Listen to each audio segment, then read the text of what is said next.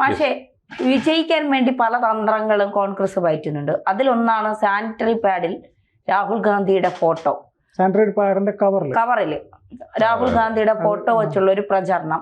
ഈ കേരളം വിട്ടു കഴിഞ്ഞാൽ പിന്നെ അങ്ങോട്ടുള്ള സംസ്ഥാനങ്ങളിൽ, ഉത്തരേന്ത്യൻ സംസ്ഥാനങ്ങളിലൊക്കെ ഇത്തരത്തിൽ മാഷ് പറഞ്ഞതുപോലെ സ്ത്രീകൾക്ക് കൊടുക്കുന്ന ആനുകൂല്യങ്ങൾക്ക് വളരെ പ്രാധാന്യമുണ്ട് തെരഞ്ഞെടുപ്പുകളിൽ.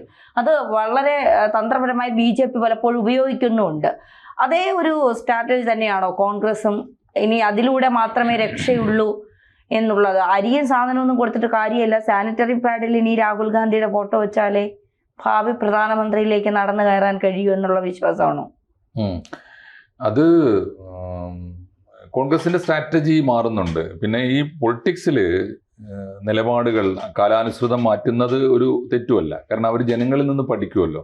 മാറി മാറി വരുന്ന, പ്രത്യേകിച്ച് ഇപ്പോൾ കോൺഗ്രസിന് ഈ ഇലക്ഷൻ തന്ത്രങ്ങൾ രൂപീകരിക്കാനുള്ള സമിതികളുണ്ട്, കോർപ്പറേറ്റുകളാണ് അവരുടെ നിർദ്ദേശം കൂടിയായിരിക്കും അത്.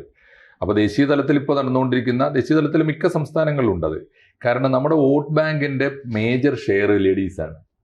വനിതകളെ സ്വാധീനിക്കാൻ ഇപ്പോൾ അരിയും പാലും പഞ്ചസാരയൊക്കെ കൊടുത്താൽ അത് കുടുംബത്തിൽ എല്ലാവർക്കും ആണല്ലോ. സ്ത്രീകൾക്ക് മാത്രമായിട്ടുള്ള ആനുകൂല്യങ്ങൾക്ക് വലിയ വിലയുണ്ട്, അത് അവർക്ക് വലിയ പരിഗണനയുണ്ട്. അത് അഭിപ്രായ രൂപീകരണം, കുടുംബത്തിനകത്തെ ഒരു രാഷ്ട്രീയ അന്തരീക്ഷം മാറ്റുന്നത് മാറി മാറി ചെയ്തിരുന്നു. TV കൊടുക്കുന്നു, അരി കൊടുക്കുന്നു, ലാപ്ടോപ്പ്, സൈക്കിള്, അതെ വലിയ ആനുകൂല്യങ്ങൾ ഗിഫ്റ്റായിട്ട് തെരഞ്ഞെടുപ്പ് കാല സമ്മാനങ്ങൾ തെരഞ്ഞെടുപ്പിന്റെ തൊട്ട് മുമ്പായിട്ടാണ് കൊടുക്കുക. അത് തുടങ്ങിയത് ശരിക്കും അതൊരു ശരിയായ പ്രവണതയല്ല.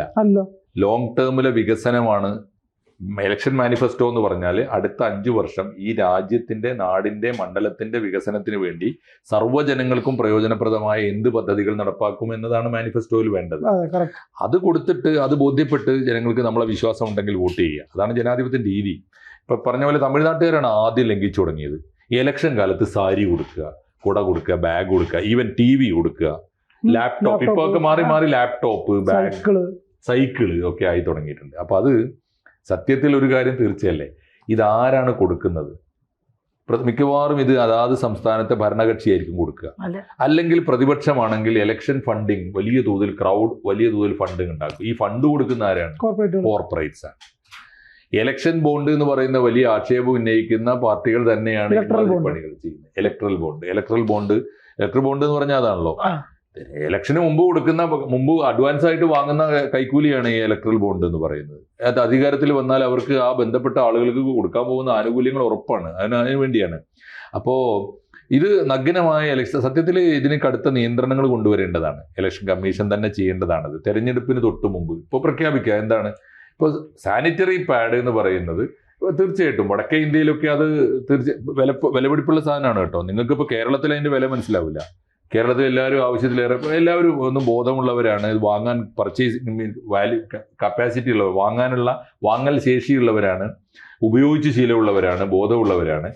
പക്ഷെ സാനിറ്ററി പാഡ് നോർത്ത് ഇന്ത്യയിൽ കൊടുക്കുമ്പോൾ അതിൽ പ്രബോധനപരമായൊരു അംശമുണ്ട്, എന്ന് വെച്ചാൽ പ്രചാരണപരമായൊരു അംശമുണ്ട്. അതെന്താണെന്ന് വെച്ചാൽ സാനിറ്ററി പാഡ് ഉപയോഗിച്ച് തുടങ്ങണം എന്ന് വെച്ചാൽ മഹാഭൂരിപക്ഷം കുടുംബങ്ങളിലും സാനിറ്ററി ഇപ്പോഴും ഈ പഴയ കീറത്തുണികളൊക്കെ ഉപയോഗിച്ചിട്ട് വൃത്തിഹീനമായ ഒരു അന്തരീക്ഷത്തിൽ ആരോഗ്യത്തിന് മാരകമായ ആരോഗ്യ പ്രശ്നങ്ങൾ ഉണ്ടാക്കുന്ന മട്ടിലാണ്. ഇപ്പൊ നോർത്ത് ഇന്ത്യയിലൊക്കെ പോയി നോക്കിയാൽ വളരെ പതുക്കെ മാറി വരുന്നുള്ളൂ. നീ ഇപ്പൊ നോർത്ത് ഇന്ത്യയിലെ ഏതെങ്കിലും നഗരത്തിൽ, ഇപ്പോ ബീഹാറിലെ ഒരു നഗരത്തിൽ, പാറ്റ്നയിലെ ഒരു തെരുവിൽ പോയി നോക്കിയിട്ട് 10 വീടുകൾ കയറിയാൽ അതിൽ ഒരു വീട്ടിലെങ്കിലും സാനിറ്ററി പാഡ് ഉപയോഗിക്കുന്നുണ്ടോ എന്ന് ചോദിച്ചു നോക്കിയാൽ മതി. അത് വളരെ കുറവ്. അതുകൊണ്ട് ബീഹാർ തെരഞ്ഞെടുപ്പിൽ സാനിറ്ററി പാഡ് പരിചയപ്പെടുത്തുക എന്നത് തീർച്ചയായിട്ടും നല്ലതാണ്. പക്ഷേ സാനിറ്ററി പാഡിന്റെ പുറത്ത് കോൺഗ്രസ് പാർട്ടിയുടെ നേതാവ്, പ്രതിപക്ഷ നേതാവ് രാഹുൽ ഗാന്ധിയുടെ ഒക്കെ പടം വെച്ച് വേണമോ എന്നത് രണ്ടാമത്തെ ഒരു കാര്യമാണ്. പക്ഷെ അതിനേക്കാളും പ്രധാനപ്പെട്ട ചോദ്യം, ഇത് ഇലക്ഷൻ കാലത്താണോ ചെയ്യേണ്ടത്? വോട്ടിന് വേണ്ടി ചെയ്യേണ്ടതാണോ? കോൺഗ്രസ് കമ്മിറ്റി, ഇപ്പോൾ കോൺഗ്രസ് പാർട്ടി ബീഹാറിലെ ഒരു ആക്ഷൻ പ്ലാൻ ആയിട്ട് എടുക്കട്ടെ, രാഷ്ട്രീയ പദ്ധതിയായിട്ട് എടുക്കട്ടെ.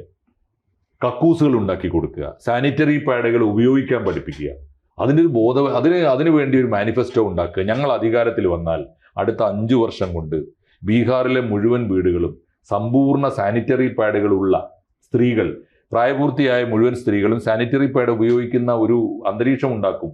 അതൊക്കെയാണ് ഇതിൽ പറയേണ്ടത്. രാഷ്ട്രീയം അതാണ്. അതിന് പകരം ഇപ്പോൾ നമുക്ക് എളുപ്പമുള്ള പണി ഇതാണല്ലോ.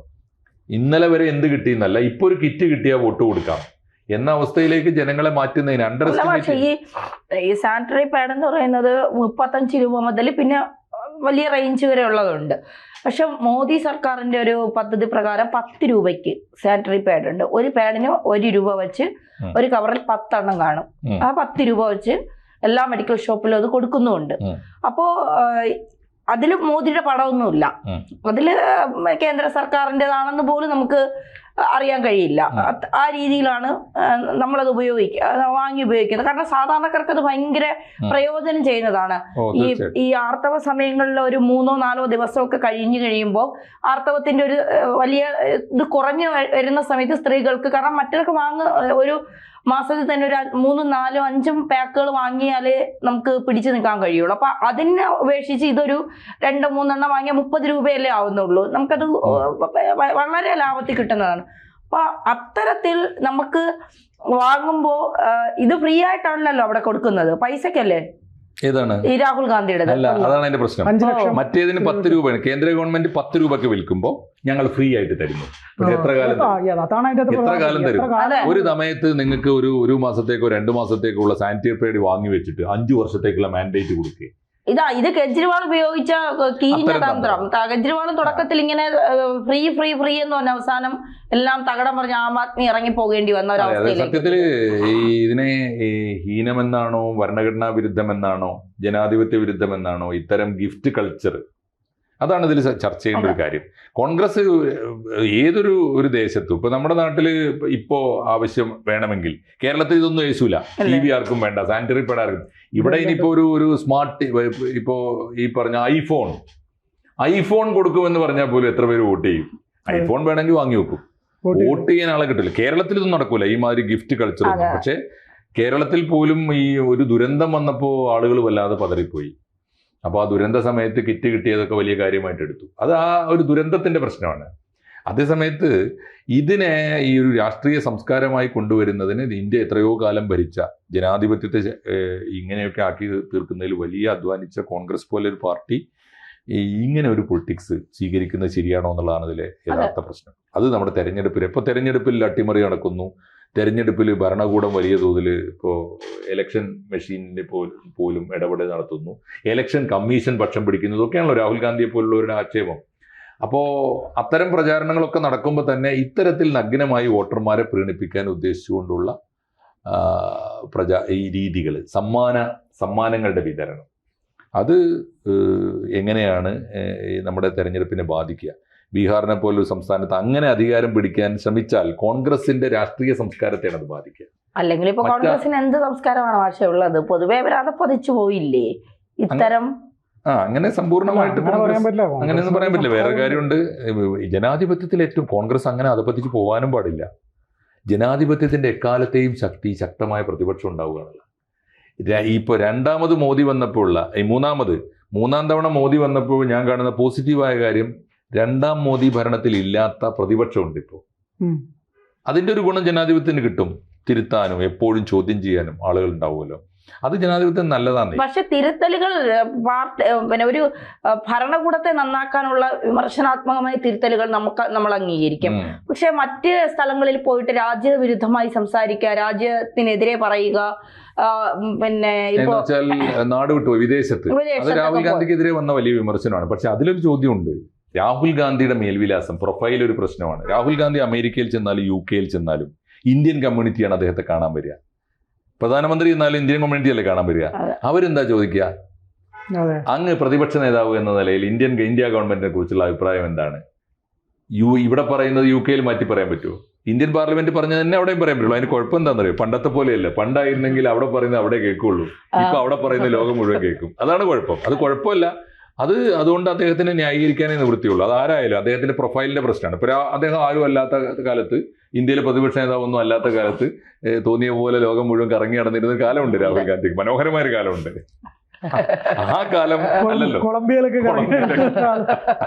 അക്കാലത്തെ രാഹുൽ ഗാന്ധിയെ വേണമെങ്കിൽ നമുക്ക് അങ്ങനെ പറയാം. എന്തിനാ അവിടെ പോയിട്ട് ഇന്ത്യക്കെതിരായിട്ട്? ഇതല്ല, ഇത് അദ്ദേഹത്തിന് പറഞ്ഞേ തീരൂ. അദ്ദേഹത്തെ കൊണ്ട് അതേ പറയിപ്പിക്കൂ. അത് കേൾക്കാനാണ് ആള് ചോദിക്കുന്നത്. അത് കുറ്റം പറഞ്ഞിട്ട് കാര്യമില്ല. പക്ഷേ കോൺഗ്രസിന്റെ സംസ്കാരം എന്ന് പറയുന്നതിന്റെ ഒരു പ്രശ്നം, കോൺഗ്രസിന്റെ സംസ്കാരത്തിന് എന്തൊക്കെ കുറവുണ്ടായാലും ആ കുറവോടുകൂടി വളർന്നു വന്നതാണ് ജനാധിപത്യം. ആ കുറവുകൾ പരിഹരിക്കുകയാണ് വേണ്ടത്. അതിന് പകരം കുറെ കൂടി മോശമായ ഒരു സംസ്കാരത്തിലേക്ക് അന്നന്ന് എന്തെങ്കിലും നാക്കും തുമ്പത്ത് 4 മിഠായി വെച്ച് കൊടുക്കുക, എന്നിട്ട് വോട്ട് കുത്തിക്കുക, 10 രൂപ പോക്കറ്റിൽ ഇട്ട് കൊടുക്കുക. ഈ സംസ്കാരം, പണം, സമ്മാനം, ഇത് മുഴുവനും തെരഞ്ഞെടുപ്പിനോടനുബന്ധിച്ച് നടത്തുന്ന അഴിമതിയാണ്. അതിന് തടയാൻ പറ്റണം. അതിന് ഇലക്ഷൻ കമ്മീഷൻ മുൻകൈ എടുക്കണം, ഭരണകൂടവും മുൻകൈ എടുക്കണം. അതിന് വലിയ അപകടം എന്താണെന്നറിയോ?